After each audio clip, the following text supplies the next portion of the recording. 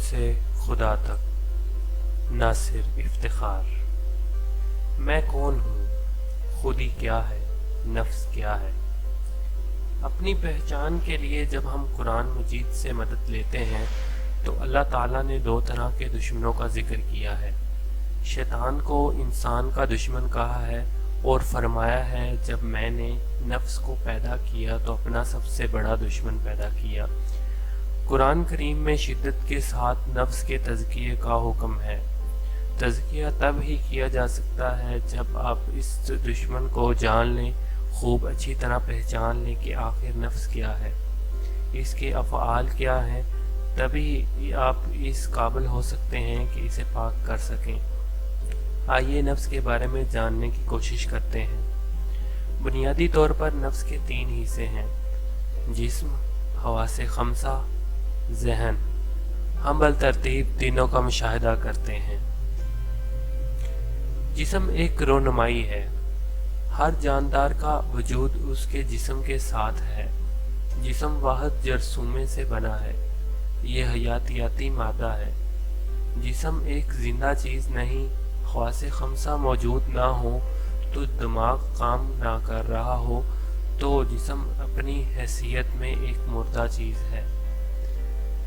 جسم کا عقل سے براہ راست کوئی زیادہ تعلق نہیں ہے۔ جسم حیوانی ہے، اس کی دو جبلیں ہیں: بچاؤ اور افزائش نسل یعنی ریپروڈکشن۔ جسم صرف بھوک مٹانے اور اپنی پیداوار بڑھانے ریپروڈکشن میں دلچسپی رکھتا ہے، اسے باقی کسی شے سے کوئی غرض نہیں ہے۔ گو کہ انسانی جسم اپنی بناوٹ اور نفاست کے اعتبار سے تمام حیوانی اجسام میں اعلیٰ وجود رکھتا ہے، لیکن پھر بھی یہ ایک اٹل حقیقت ہے کہ بنیادی طور پر حیوان اور انسان کے جسم میں حیاتیاتی اعتبار سے کوئی زیادہ فرق موجود نہیں ہے۔ زندگی اس کی سرشت ہے، یہ بذات خود زندگی ہے۔ اسے اس دنیا میں بچنے کے لیے، سروائیو کرنے کے لیے خوراک چاہیے، اور یہی اس کی اولین ترجیح ہے۔ بھوک مٹانے کے بعد یہ خود کو ابدی تصور کرتا ہے، لازوال ہونا چاہتا ہے۔ اس کے لیے اس کے پاس صرف یہی ایک رستہ بچتا ہے کہ وہ اپنی نسل کو جنسی عمل سیکس سے آگے بڑھائے۔ اس لیے یہ کسی لذت کا طلبگار نہیں ہے۔ لذت پلیئر جسم کا نہیں، ذہن کا مسئلہ ہے۔ اسے تو صرف خود کو آگے بڑھانا ہے، آرگنزم کرنا ہے اور ڈیلیور کرنا ہے تاکہ زندگی قائم رکھ سکے۔ یہی اس کی عقل ہے اور اتنا ہی اس کا مقدر۔ یہ مٹی سے بنا ہے۔ انسان کو اسی دنیا میں ایک لباس کی صورت میں عطا کیا جاتا ہے، ایک ایسا لباس جو انسان کا اپنا نہیں بلکہ اس زمین کا ہے، وجود اس دھرتی کا ہے، جو موت کے وقت اسی دھرتی کو سونپ دیا جاتا ہے جیسے کوئی ادھار کو لٹا دیا جاتا ہے۔ اسی طرح مٹی کا وجود مٹی واپس لے لیتی ہے، یہاں تک کہ انسان روز قیامت دوبارہ اٹھائے جائیں، ان کے وجود کو اسی مٹی میں ضم ہو جانا ہے، فنا ہو جانا ہے، مٹی کو مٹی میں مل جانا ہے۔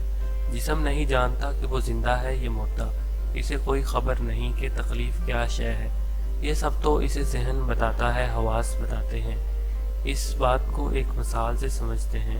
فرض کیجئے ایک شخص کو ایک میز پر لٹا دیا گیا ہے، اس کا نام، بیوی بچے کا تعلیم اور کاروبار کا پوچھا جائے۔ جواب ملنے پر اس کے دونوں بازو کاٹ دیے جائیں، پھر اس سے یہی پوچھا جائے کہ تم کون ہو، جواب وہی پہلے والا ہوگا۔ پھر دونوں ٹانگیں بھی جسم سے جدا کر دی جائیں اور وہ شخص زمین پر پڑا ہوا محض ایک دھڑ رہ جائے، تب بھی اس کا نام، تعلیم، کاروبار، گھر بار، بیوی بچے وہی رہیں گے۔ اس کا صاف مطلب ہے کہ وجود شخصیت کا ایک حصہ ضرور ہے، لیکن مکمل شخصیت ہرگز نہیں۔ پھر وہ کون ہے جو جسم سے مابرا ہے؟ یہ جسم صرف وہ تعارف ہے جو تزکیہ نفس کے لیے انسان کو درکار ہے، وگرنہ اللہ رب العزت کی حسین ترین مخلوق ہے۔ اس کے اندرونی بیرونی اعضاء کی تخلیق پر قیامت تک بھی غور کیا جاتا رہے تو کبھی یہ پتہ نہ چل پائے گا کہ یہ آخر کیا ہے۔ آج سے تقریباً 30 سال پہلے جا کر دیکھیں کہ سائنس اس جسم کو کتنا کم جانتی تھی، اتنا ایسٹیمیٹ کر رہی تھی کہ ہر بیماری کے لیے صرف ایک ہی ڈاکٹر موجود تھا۔ لیکن پھر انسان کو احساس ہوا کہ یہ اتنا آسان نہیں ہے، تو ہر عضو کی اسپیشلائزیشن کا دور شروع ہوا، حتیٰ کہ دانتوں کے لیے 7 سال کی طبی تعلیم قرار پائی۔ جتنا اندر اترتے چلے جاتے ہیں اتنا ہی راز الجھتا چلا جاتا ہے، حتیٰ کہ بات کلوننگ سے بڑھ کر میوٹیشن تک جا پہنچتی ہے۔ جسم کو تا قیامت پڑھا جاتا رہے گا۔ اسی طرح حواس کی اپنی ایک الگ دنیا ہے، جس کے اپنے اسرار ہیں اور اپنے کمالات۔ حواس بنیادی طور پر 5 ہوتے ہیں: دیکھنا، سننا، چکھنا، سونگھنا، محسوس کرنا۔ یہ جسم کے لیے سینسرز کا کام سر انجام دیتے ہیں، معلومات اکٹھی کرتے ہیں اور دماغ کو پہنچاتے ہیں۔ ان کا اصل جسم اور ذہن سے مل کر خواہش کو جنم دینا ہے، اس پر آگے بات ہوگی۔ حواس کو کام کرنے کے لیے مخصوص اعضاء دیے گئے ہیں۔ بصارت آنکھ کو کیمرے کی طرح استعمال کرتی ہے، سماعت کانوں کے ساتھ جڑی ہے، چکھنے کی حس زبان میں ہے، سونگھنے کے لیے ناک استعمال ہو رہی ہے، اور چھونے کی محسوس کرنے کی حس پورے وجود میں پور پور میں سمائی ہے۔ واضح رہے کہ یہ تعریف طبی نگاہ سے نہیں، بلکہ یہ صرف سمجھنے کی حد تک ہے، کیونکہ اللہ تعالیٰ ایک تخلیق سے ہزاروں لاکھوں مقاصد حاصل کرتا ہے۔ جیسے ناک صرف سونگھنے کے لیے نہیں، بلکہ سانس لینے اور نکالنے سمیت اس کے بے شمار کام ہیں۔ یہاں حواس کے بیان کا مقصد صرف اپنی پہچان کے لیے ہے۔ ہم کل میں سے جزو کو الگ کر رہے ہیں تاکہ جو نظر آ رہا ہے حقیقت میں وہ کیا ہے یہ جان سکیں۔ حواس کے پاس کوئی اپنا علم نہیں ہے۔ ذہن کے بغیر حواس کے پاس جو معلومات ہیں وہ کسی کام کی نہیں ہیں۔ ایک نظر ذہن کو بھی دیکھتے ہیں۔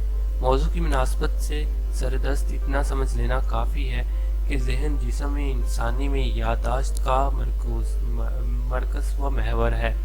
یہ ڈیٹا سینٹر ہے، تجزیہ کار ہے، اینالسٹ ہے۔ یہ تمام جسم اور حواس پر حکمران ہے۔